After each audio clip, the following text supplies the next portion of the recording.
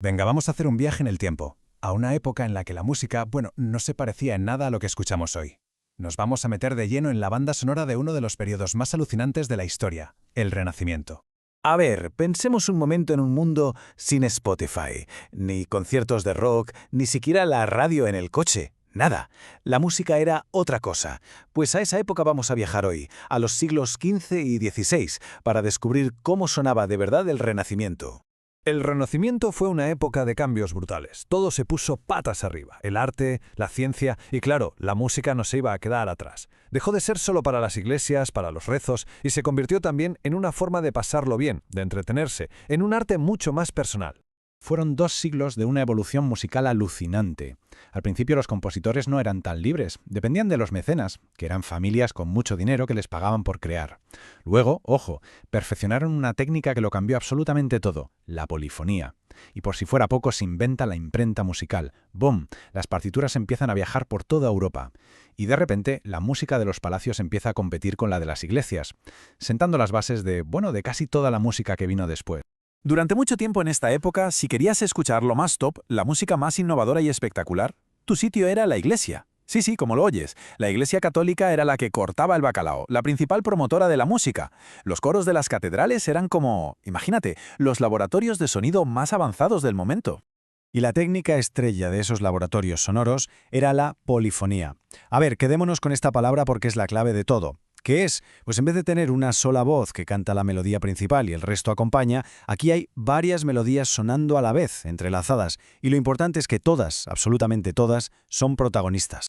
Pensemos en ello como si fuera un equipo de fútbol o de baloncesto. Cada cantante es un jugador, con su propia jugada, su propia línea melódica, pero, y aquí está la magia, todas esas jugadas, esas melodías, están tan increíblemente bien coordinadas que juntas marcan un golazo, crean una armonía perfecta, un sonido súper denso, súper rico. Vale, ¿y cómo se hacía esto tan complicado? Pues la clave era la imitación. Era como un juego. Una voz, pongamos los tenores, empezaba a cantar algo. Un poquito después entraban los sopranos cantando lo mismo, pero más agudo.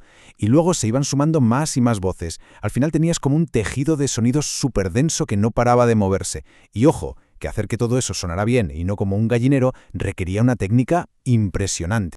Dentro de la música religiosa había como 2 grandes formatos. Por un lado, la misa. Esto era la superproducción de Hollywood de la época. Larga, súper compleja, con una estructura fija y siempre en latín. El objetivo era que la gente flipara, que sintiera algo grandioso. Y por otro lado estaba el motete. Este era más cortito, más libre. Permitía a los compositores experimentar un poco más y se usaba para fiestas o eventos especiales. Es como la diferencia entre, un peliculón de 3 horas y un corto de autor. Pero ojo, que no toda la música estaba en las iglesias, ni mucho menos. Fuera, en los palacios de los reyes y los nobles, estaba pasando algo muy diferente. Estaban haciendo otro universo de sonidos. La música se convirtió en un símbolo de poder, de estatus. Vamos, que tener a los mejores músicos en tu corte era como tener hoy el deportivo más caro del mercado. Y aquí se ve súper clara la gran división de la música en el Renacimiento. Por un lado, la música religiosa, siempre en latín, para el culto, hablando de cosas divinas. Y por el otro, la música profana, la de la corte, en el idioma de cada país, italiano, francés, para entretenerse y que hablaba de temas más de la vida, el amor, la naturaleza. 2 mundos sonoros que existían a la vez. Y si hablamos de música profana, la estrella indiscutible era el madrigal. Podríamos decir que era como la música pop de la gente con clase del siglo XVI. Básicamente eran poemas, casi siempre de amor, a los que se les ponía música. Se cantaban en el idioma local, en pequeñas reuniones, y era muy normal que los propios invitados se pusieran a cantar también. Lo más alucinante del madrigal era lo expresivo que era. Los compositores inventaron una técnica genial, el madrigalismo, que era, literalmente, pintar con sonidos. A ver si me explico. Si el poema decía subir, la melodía subía. Si hablaba de suspiros, la música hacía como una pequeña pausa.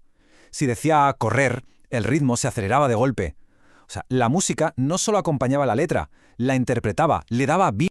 Aunque la voz era la reina, los instrumentos empezaron a ganar un montón de protagonismo. El laúd, por ejemplo, era el instrumento estrella en las casas nobles. Vamos, como la guitarra acústica hoy en día. Aquí en España lo que más se tocaba era la vihuela, que es muy parecida.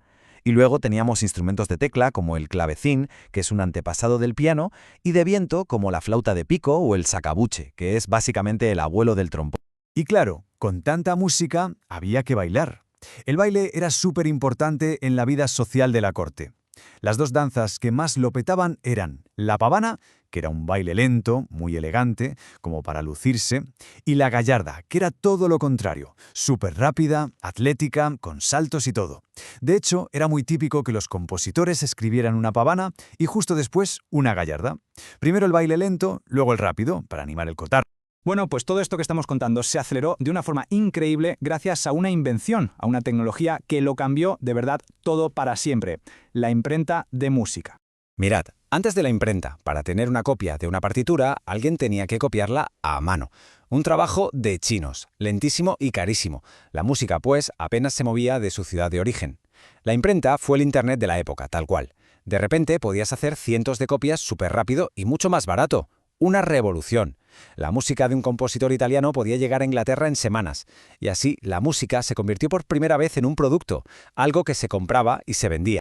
Y aunque nos parezca una música súper antigua, que lo es, el Renacimiento puso los cimientos de casi toda la música que escuchamos hoy.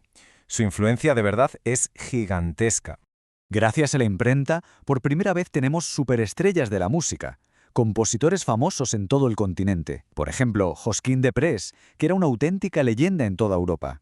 O Palestrina en Italia, que marcó el estilo de la música religiosa perfecta. Y aquí en España, Tomás Luis de Victoria, que componía unas obras sacras con una intensidad y una emoción que ponían los pelos de punta. Sus nombres eran conocidos en todas las cortes importantes. Y ese es quizás el legado más importante. Esta época no es solo una curiosidad para los libros de historia, no. Es la base, el fundamento sobre el que se ha construido toda la música occidental que vino después. Pero, a ver, ¿qué nos dejaron en concreto? Pues mucho más de lo que parece a simple vista. El concepto de acorde, o sea, varias notas sonando a la vez para crear una armonía. Las reglas básicas de cómo organizar las distintas voces de un coro, todo eso se coció en esta época. De hecho, es que hoy en día cualquier persona que estudie composición en un conservatorio empieza estudiando la polifonía del Renacimiento. Sigue siendo la base de todo. Y para terminar, os dejo una pregunta para pensar un poco. La imprenta cambió las reglas del juego en el siglo XVI, hizo que la música viajara y llegara a más gente que nunca. La pregunta es, ¿qué tecnología está haciendo exactamente lo mismo hoy en día con la música? Es una manera interesante de ver cómo al final el pasado y el presente están conectados por el sonido.